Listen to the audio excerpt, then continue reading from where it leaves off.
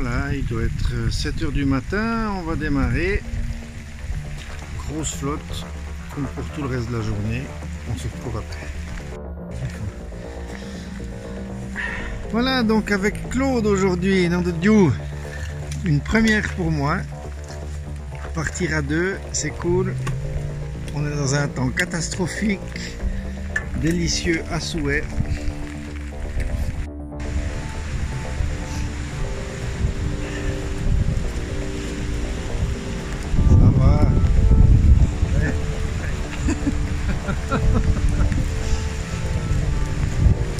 Bon, on fait le point, on est au fond dans les gorges de la Reuse.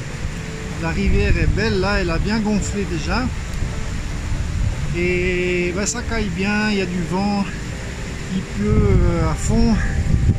On est tout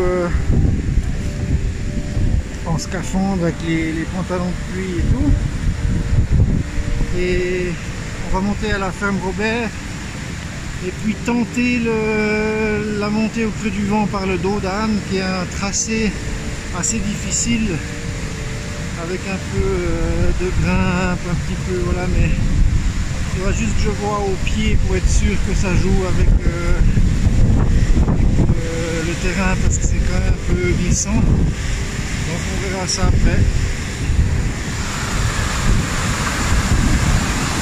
Pour la journée, je me souviens plus par cœur, je vous redis après, mais en gros c'est 1000-1200 de dénivelé positif. Et puis grosso merdo 9 heures effectives. Pour un joli tour quand même, une bonne boucle.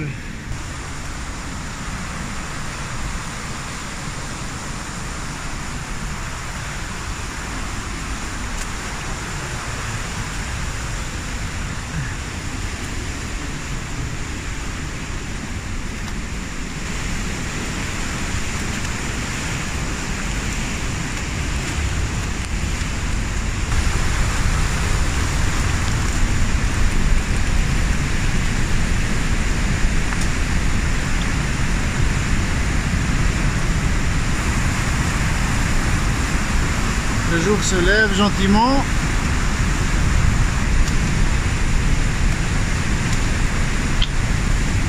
La pluie a cessé un petit peu.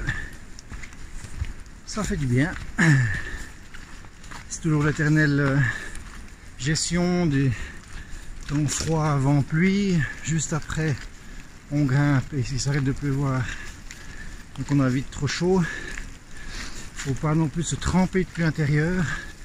J'essaie toujours personnellement de ne pas avoir trop chaud, ça c'est le truc important. Être plutôt à la limite, ce qui fait que c'est mon rythme qui va me réchauffer tranquille, mais sans transpirer. Ça c'est idéal, mais c'est pas toujours bien sûr possible. Claude trace bien devant, j'essaye de suivre, et puis voilà, on arrive bientôt, disons dans 40 minutes à la ferme Robert, ou 30 minutes à peu près. On pourra reprendre un peu d'eau. N'essaie de pas trop se charger, je crois que j'ai 1 litre sur moi. Donc comme j'en ai un peu parlé dans la gear list, le but là c'est de tester mes affaires d'été. Donc je suis en short et caleçon long sous mon pantalon de pluie, vu que je n'emporte pas de pantalon entier, ni même les rallonges, et de voir comment ça peut jouer en fonction de la météo. Chercher un petit peu des extrêmes, pousser le matos, de même pour les chaussures, les Loa Arco, qui sont tout cuir et avec un filet sur le dessus, donc respirantes.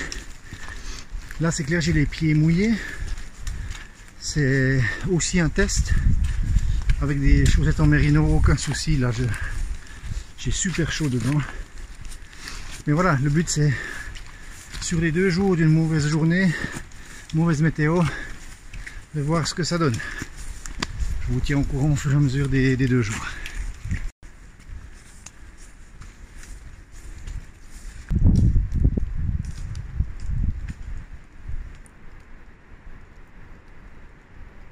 À la ferme Robert, On va s'attaquer au gros morceau, le dos d'âne.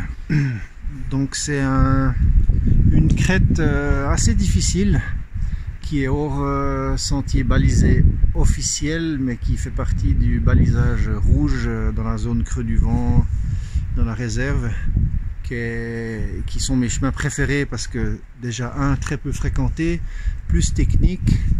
Et on aperçoit plutôt au fond là-bas le creux du vent, avec un peu de neige qui a accroché au fond là dans les pierriers. Donc le petit souci que j'avais, c'était sur la crête en haut qui est assez rocheuse, voir comment c'est avec l'enneigement. Bon, on peut pas appeler ça un enneigement, mais disons que ça peut devenir un peu casse-gueule. Donc on va grimper ça et puis tenter le passage. On verra comment c'est, on force pas parce que c'est quand même un peu scabreux. Et au pire, super chiant, mais au pire on redescend puis on revient ici puis on repart différemment parce qu'il n'y a pas de moyen de couper, de rejoindre le fond du cirque en fait. Youhou! Ouais, le premier bout, ça grimpe bien, hein. On voit là en bas, ça plonge assez fort. On est à 45 ou plus à des degrés à des moments. Et là ça commence à s'ouvrir sur le cirque du creux du vent. C'est très beau, c'est toujours un coin que j'adore. J'y viens régulièrement. C'est une crête rocheuse comme ça, vraiment magnifique, sauvage à souhait, avec plein de vieux troncs morts. Enfin, voilà. On croise souvent ici des chamois, des bouquetins un peu plus haut sur la crête. Des fois que des rencontres un peu fortuites parce qu'ils sont là couchés tranquilles. Donc il faut passer à une certaine distance, surtout pendant la période de rut. Et Claude, ça va bien, il suit bien. C'est cool. Ah, cool. Non, pas vrai, ça non. Alors.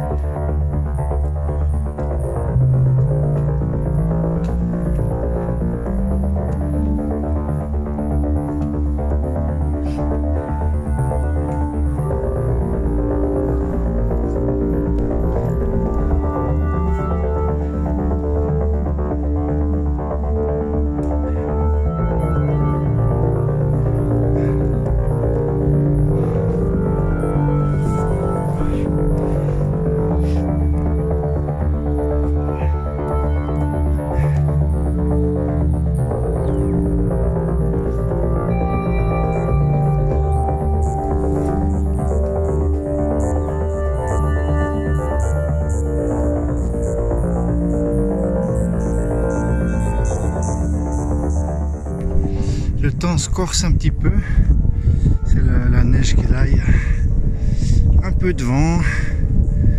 Enfin voilà, toutes les conditions idéales pour tester un peu tout ça. Perso, j'ai viré les pantalons de pluie, je suis avec les shorts et le caleçon long pour une histoire de transpiration. Voilà, je voulais être un peu plus à l'aise, comme ça grimpe fort. Et puis je le remettrai plus haut parce que c'est clair qu'on va se prendre vraiment le vent dans la gueule après. Mais tout va bien, on est content. Je pense qu'il nous reste encore facile 40 minutes de grimper, voire plus. C'est vraiment une longue crête, hein. Elle est assez longue, puis après il y a des moments justement où il faut mettre les deux mains.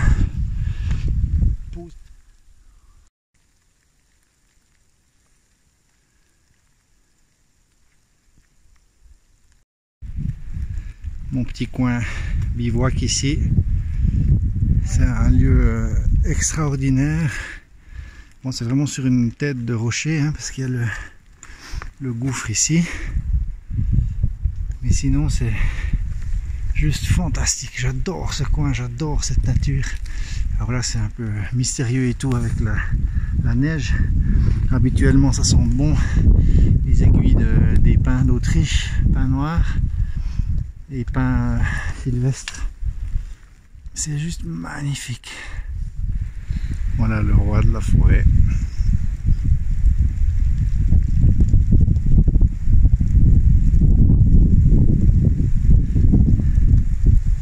Avec sa compagnie. Elle est où d'ailleurs? Salut ma belle. Tranquille toi. Elle est un peu chiante, elle aime bien sur le chemin. Et il y a le gros, il est fabuleux, regarde ça, regarde ça, regarde ça. Génial. Alors qu'est-ce qu'ils sont? Ils sont à 10 mètres, 12 mètres, 15 mètres. Quelque chose comme ça. Waouh.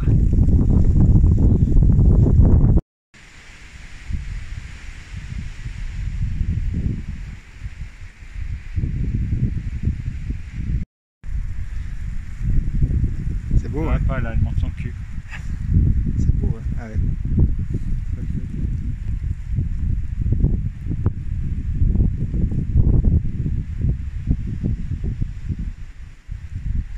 Bon, c'est bien gentil là les amis, mais... Petit.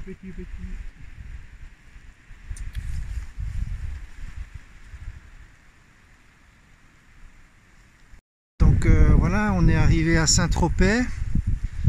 Tout va bien. En fait, c'est où Nice? C'est où Nice?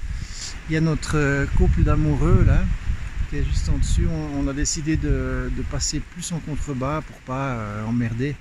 Comme lui là, il est tout joyeux à défendre sa belle. Donc du coup, on est hors chemin. On va essayer de prendre juste là. On lui laisse l'ascendant, ils ne se sont pas oppressés si on est en dessus de lui, ce qu'il faut souvent éviter. Sinon tout va bien. Il en faut peu pour être heureux.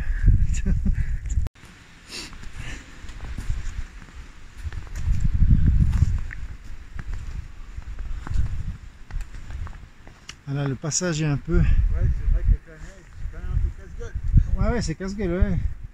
Faut bien choisir, tu prends ton temps.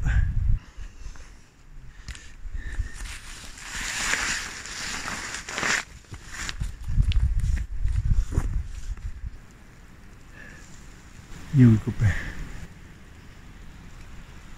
Il est où le copain?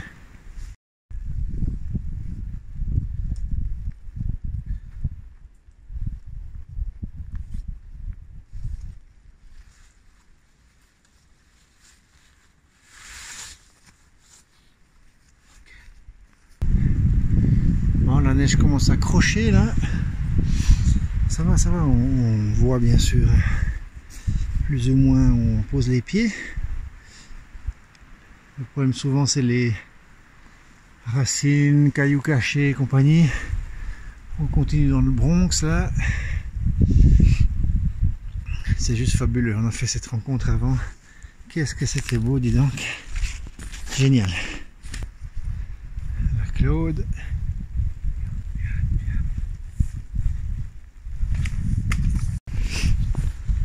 Froid aux pieds, toi? Froid aux pieds? Ouais. Non. Je commence. T'as quoi comme chaussettes? Merino. Voilà. Claude est tellement cool de me suivre dans mes galères débiles. Ah, je suis flippé, moi. Putain, tu peux monter ça? Ouais, mais c'est vrai. Là, faut faire gaffe parce qu'il y a des goulets comme ça, faut pas glisser. Et boum, on remonte direct là-dedans. Mais ce que c'est beau, regarde-moi ça. On se croirait à Noël. C'est joli, hein? Non mais regarde la sérénitude. Ces petits flocons qui virevoltent. C'est beau, c'est beau, c'est un beau coin ici. Ouais, c'est un beau coin. Avance. Voilà, on a passé des moments difficiles. C'est un peu craignos là avec la neige, ça glissait pas mal dans ce genre de merde là comme ça. Mais sinon tout va bien.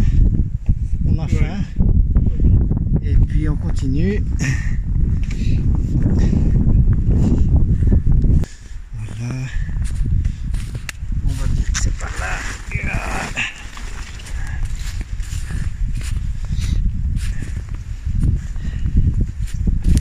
Hop. Yeah! Ah putain, on en a chié là. Ah, c'était pas mal.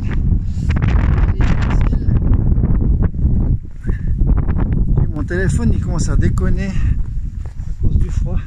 Ah ouais. Il filme, il y a un délai entre l'image et la vraie vie quoi. Cool. Voilà, ben là on a fait le plus dur. On est arrivé en haut, c'était vraiment craignos. Mais qu'est-ce que c'était bon! C'était bon. Là, en fait, quand t'es dedans, c'est la merde. Et puis quand t'as passé, c'est... Ouais, là, il y a pas mal. Quand c'est accroché, on voit rien du tout. Le creux du vent est juste là, dans le trou, là. Hop, on voit rien du tout non plus. Et puis, on a fini, on arrive bientôt au plat. On va tracer sur la crête maintenant. Pour aller direction la Grand-Vie. Donc, faire tout le bord du creux du vent. Et puis après du coup on va s'arrêter, bouffer un truc chaud en espérant qu'on trouve un coin un peu abrité.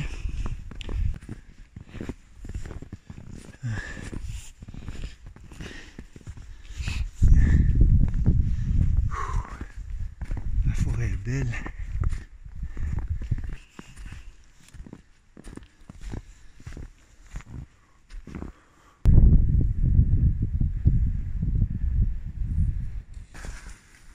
Est-ce qu'on y était?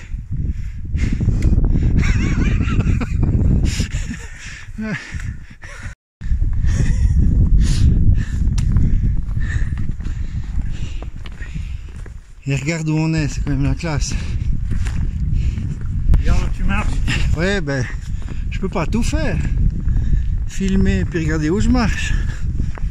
Tu vois qu'il y a un McDonald's là-bas? Quoi? Il y a un McDonald's là-bas? Ouais, il y a le McDo au bord du creux du vent. Ouais. Ah, c'est bon. À part ça, la mixte racine caillou, c'est pas mal. Bien vu. Bien vu. Vous voyez donc le creux du vent là-bas.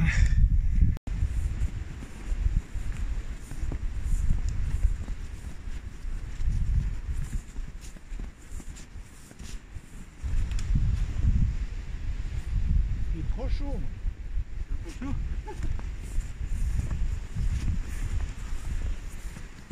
Hop.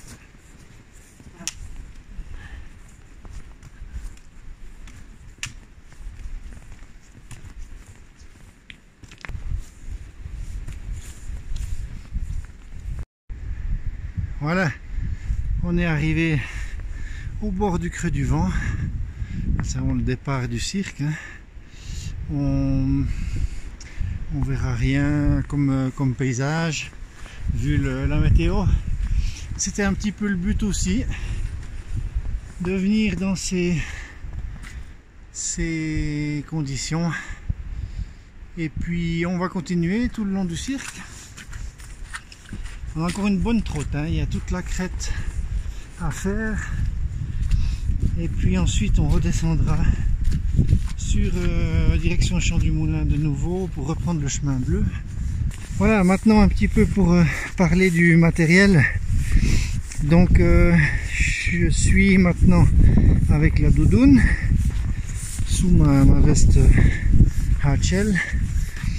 Il y a du vent, il fait froid, mais je suis super bien protégé. J'ai chaud aux pieds aussi, j'ai les pieds mouillés, mais avec les chaussettes Merino ça va, pas de souci. Maintenant il ne faudrait pas plus de neige, c'est déjà assez pénible comme ça.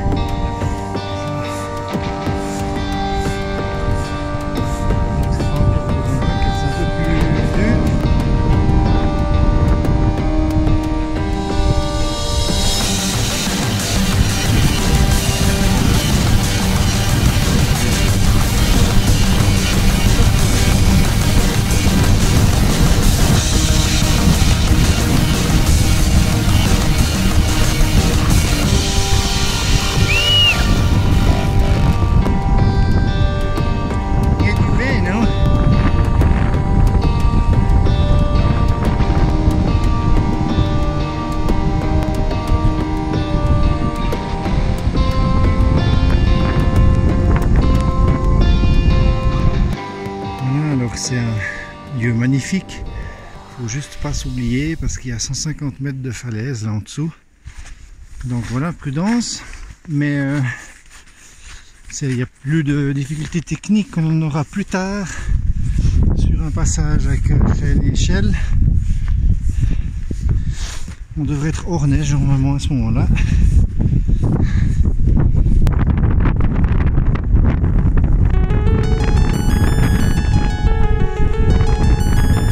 Il en faut peu pour être heureux.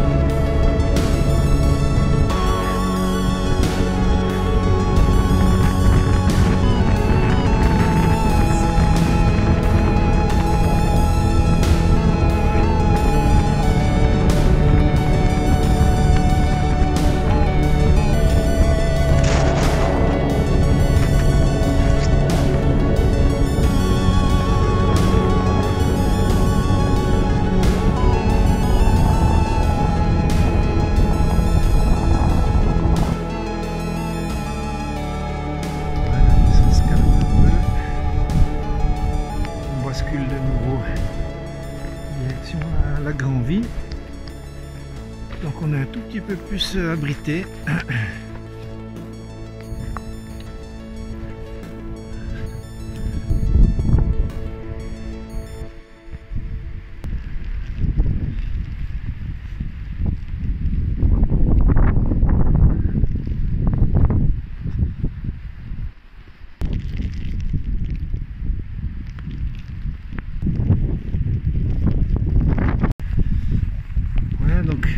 Toujours un petit partage par rapport aux habits.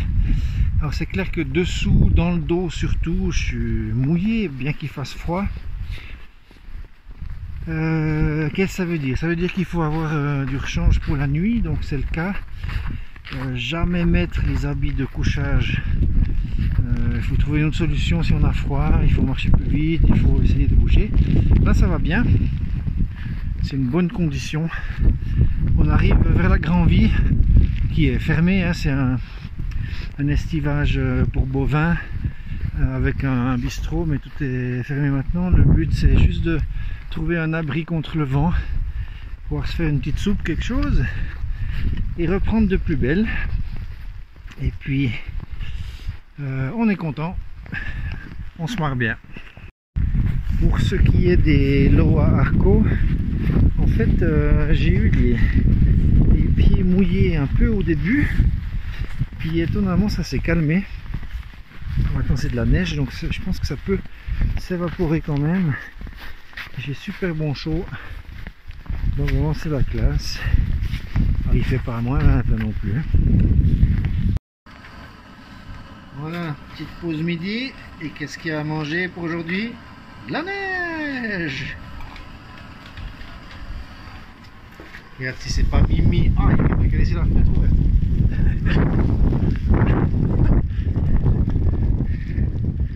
Tranquille. La Grand-Vie, tout est fermé, mais c'est parfait là, ce petit hall d'entrée, nickel. On se fait un petit repas, on s'amuse comme des gamins avec un nouveau jouet Fisher Price. C'est les papilles font de la résistance.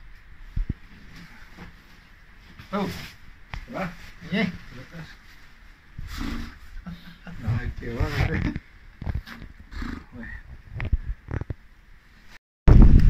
Bon, on a fait une bonne petite pause, nous voilà repartis. C'est toujours autant ensoleillé.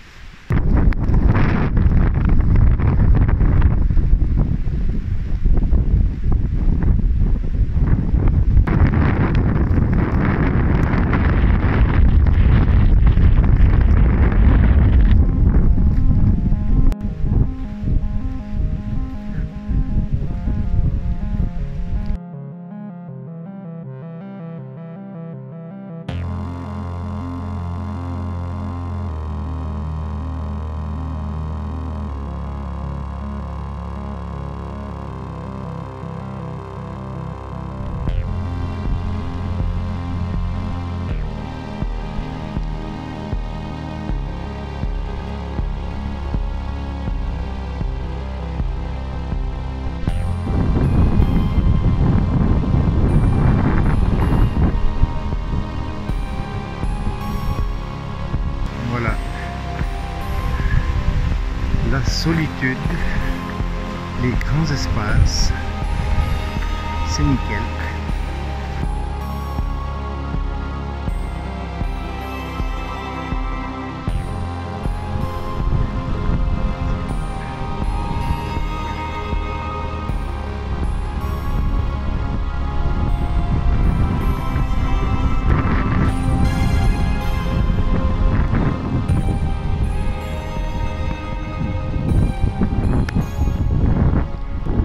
Claude a le Levity 45 de chez Osprey, 45 litres. C'est un choix, on va dire, si on peut l'appeler minimaliste, si on veut. Mais c'est intéressant parce que là, il a tout son matos pour la GTA et tout tient dedans, à l'exception de la tente qui est sur l'extérieur. De toute façon, c'est souvent le cas quand on a les toiles qui sont mouillées et tout. Donc c'est tout à fait gérable apparemment. Alors, on va dormir plus bas, hein. Là on est à 400, c'était déjà. Ah ben, les copines ont eu chaud. Là on voit une autre tente de camping. C'est une magnifique fourmilière. Elles sont toutes en hibernation. Là, on est revenu sur un balisage standard en Suisse.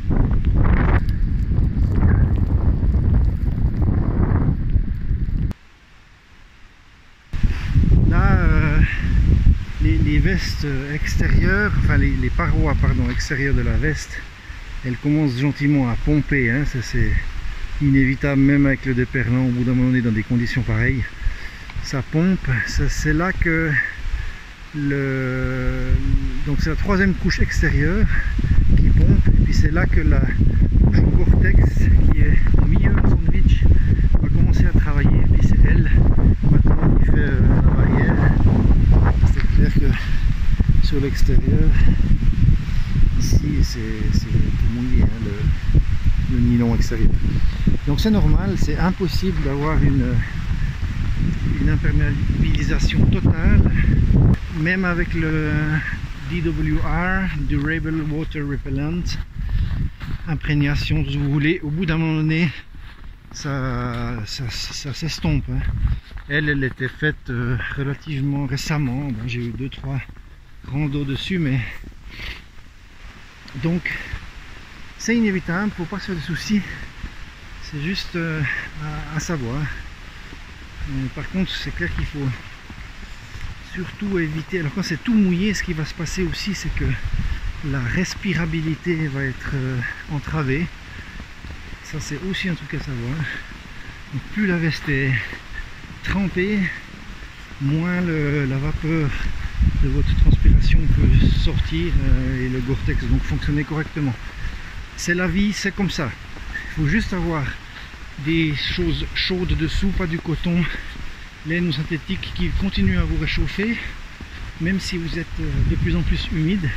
Et surtout, c'est comme toujours, je le répéterai jamais assez, de prendre quelque chose pour le soir, pour pouvoir vraiment bien se changer.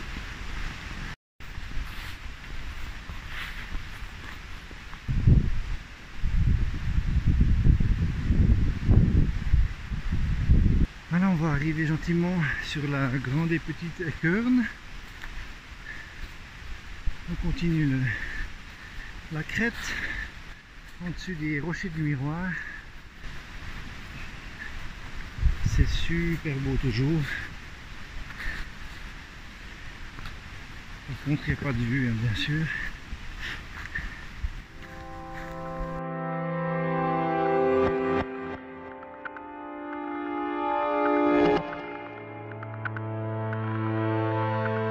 On a passé sous la limite neige, maintenant ça flotte, ça arrête pas, hein, c'est non-stop.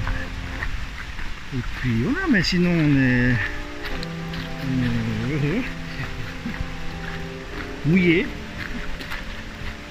froid, non, ça va, hein, mais mouillé quoi, Mouillé. on dirait un sac consigné 110 litres. Mouillé jusqu'au... Et moi donc, hein. La même chose, ce soir on va faire du feu correct, mais on sera dans un abri ouvert, donc ce sera super confortable avec cheminée, raclette, enfin la totale. On dort sous tente, mais voilà, comme c'était notre première randonnée ensemble, on s'est dit qu'on allait se faire ça, disons, cool, pour pouvoir partager un petit peu, comme on apprend à se connaître. Et puis pas se prendre trop la tête non plus, hein. À tout. On est juste trempe, on a atteint le point où l'extérieur des hardshell est complètement détrempé, du coup la vapeur d'eau de transpiration ne peut plus sortir, donc on commence à être trempe depuis l'intérieur.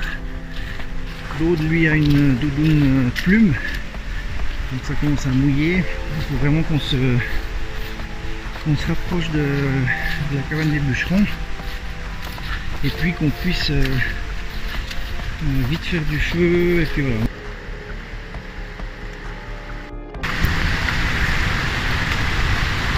Je suis complètement à court d'eau.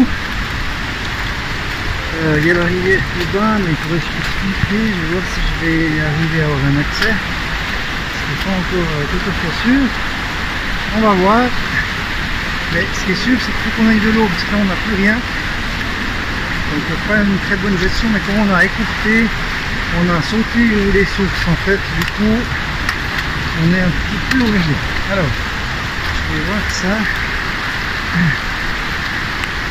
Je vais aller voir plus bas, je vais voir.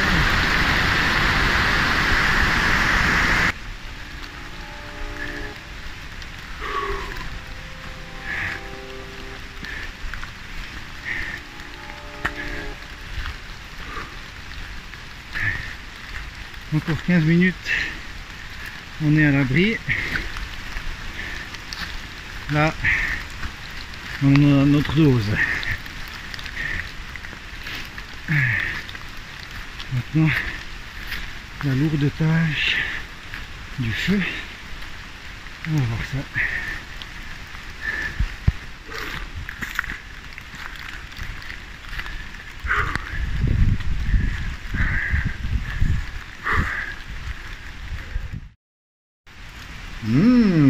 Joli les gants.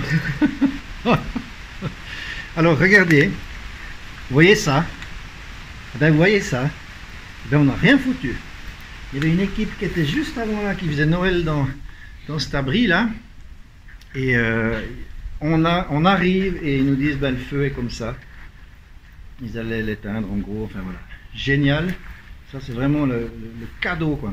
Donc on va partir chercher du bois. Claude, il n'en peut plus, moi non plus. Et on va chercher tout à l'heure, et puis après c'est raquette pour tout le monde, hein, à gogo. Il y a 1 kilo, ça devrait suffire pour 2. Donc, belle surprise. Carrément de l'eau au fond du sac. Ça c'est pas de la condensation, hein. Donc sac non étanche.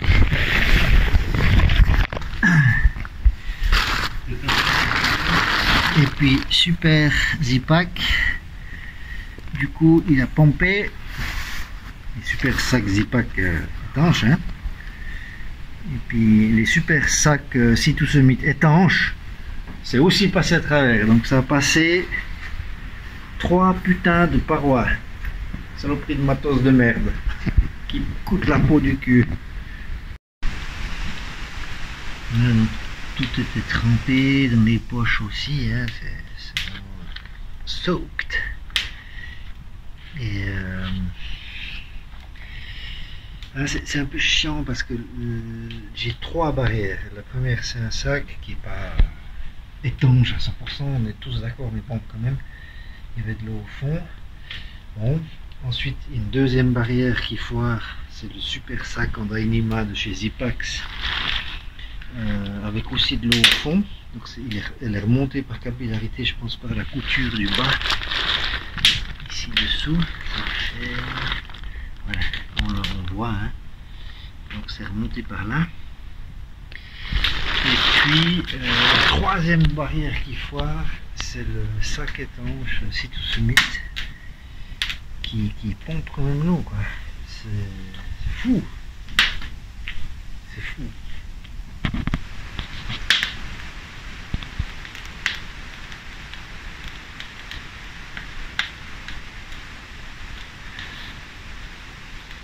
Petit atelier séchage.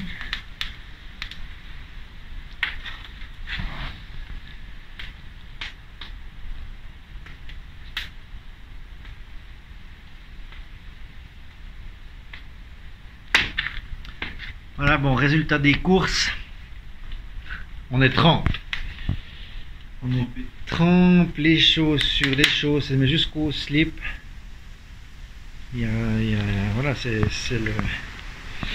la confirmation, quoi, de ce que j'expliquais avec le Gore-Tex aussi, c'est qu'il y a un moment où tu es à saturation sur la toile extérieure, tu as beau avoir 3 couches, le Gore-Tex au milieu, blablabla. À un certain moment, si dehors c'est complètement trempé, ça bouche le tout, quoi. Ça peut plus respirer, et puis du coup tu commences à transpirer depuis dessous. Et puis bon, il a pas arrêté de pleuvoir des seilles toute la journée, la neige, machin, les efforts. Regarde ça, oignons, des pommes de terre à gogo, la bonne saucisse aux herbes, et une raclette. C'est pas que ça. Il y a 1 kilo en tout. Et c'est beau et c'est bon.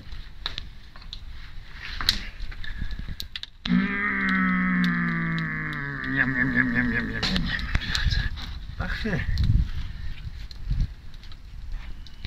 Ah, on est bien là, on est bien. Il me semble que Claude il revit. Tout à coup. Ah merde.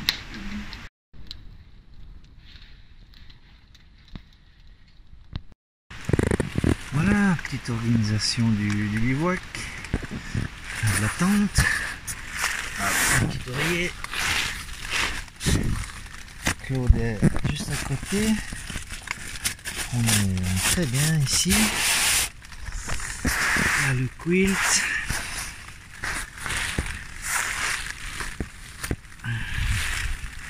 bon, je n'ai pas pu vous montrer grand chose de l'installation vu qu'il faisait déjà nuit. Je vais essayer de vous montrer demain matin un petit peu. Voilà, on a super bien mangé, on est un peu reposé, les affaires sont plus ou moins sèches. Il y en a encore une ou deux dedans dans l'abri. Demain on va voir pour faire une randonnée, mais sans déconner non plus, parce que de nouveau il annonce pluie, neige, etc. Puis comme on a rencontré 2-3 soucis, que c'est quand même un temps hivernal, un ressenti à -2, -4. Voilà, on a vu les limites un petit peu de tout ce matériel, surtout la nécessité de pouvoir sécher et avoir des choses de rechange.